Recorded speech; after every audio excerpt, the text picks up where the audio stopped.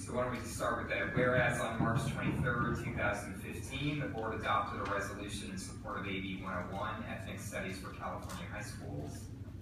And whereas California has one of the largest and most diverse student populations in the nation.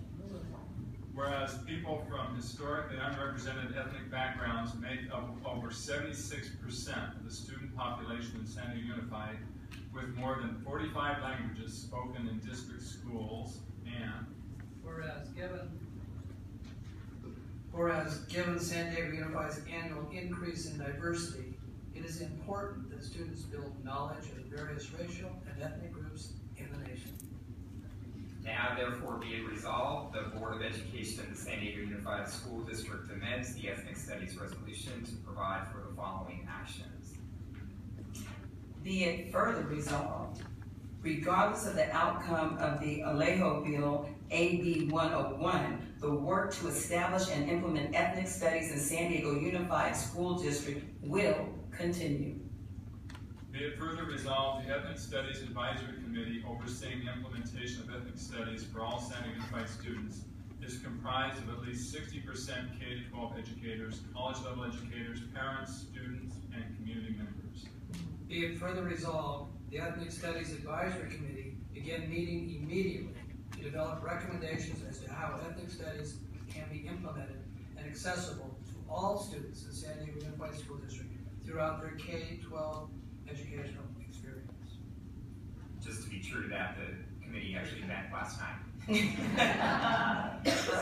be it further resolved, the Ethnic Studies Advisory Committee become an ongoing structure that will exist to ensure effective outcomes, teacher training, and successful implementation. Recommendations will be implemented on an ongoing basis as they're approved by the superintendent and the Board of Education.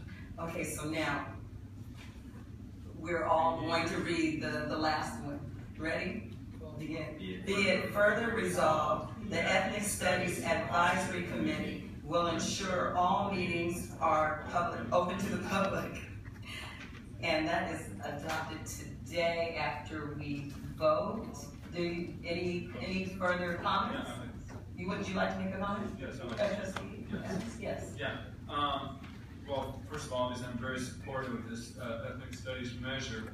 I think one of the things that we have seen is, for example, oftentimes we've discussed this before about language differences, people who come to our schools speaking other languages, and it's often referred to as a deficit in terms of people have to learn the dominant language as opposed to its strength and in terms of richness and diversity. I think when we often use the term, we talk about urban school districts, that's also kind of a code word for referring to certain ethnic groups.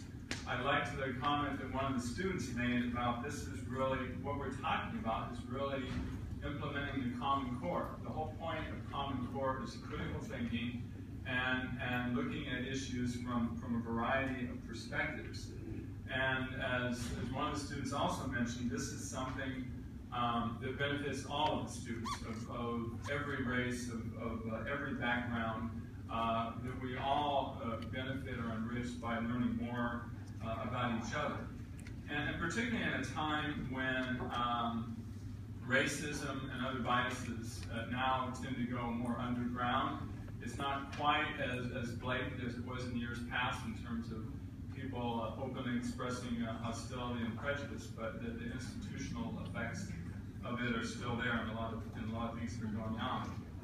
I also think I appreciate the way that Trustees Foster and Brewer have worded this resolution, because rather than a simple feel-good, take one action sort of thing, like, okay, put in a course and throw it together and make it a graduation requirement, the whole issue is to look at what are we trying to accomplish. And what we want to accomplish is to have a real broad perspective of all of our students, again, referring to the critical thinking and the Common Core.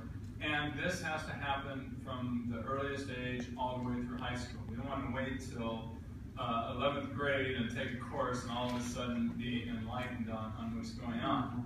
When I was in college, I worked at a bilingual preschool that had pretty diverse population from various groups, and it was amazing to me at that point, the 3- and 4-year-olds who were telling each other what, which side of the table they were supposed to sit on based on their color and other factors. Obviously, they had learned at a very young age.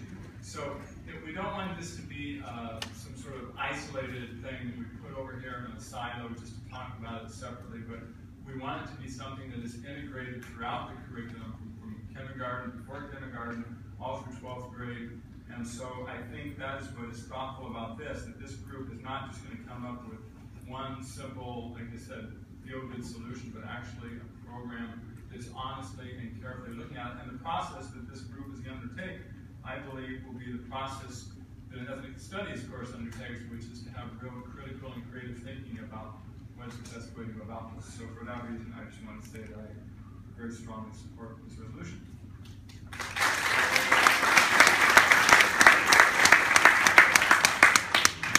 I guess I just want to add that when we go through this process together, as I stated before, internal and external stakeholders on this journey and identifying and looking at what is necessary to make sure that all students achieve and are able to stand with straight backs because they understand their rich cultural heritage, but everyone else does as well.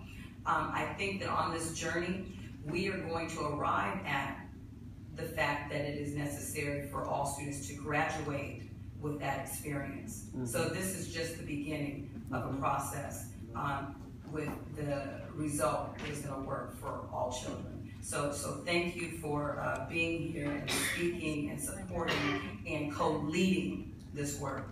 And with that, can we vote? All right.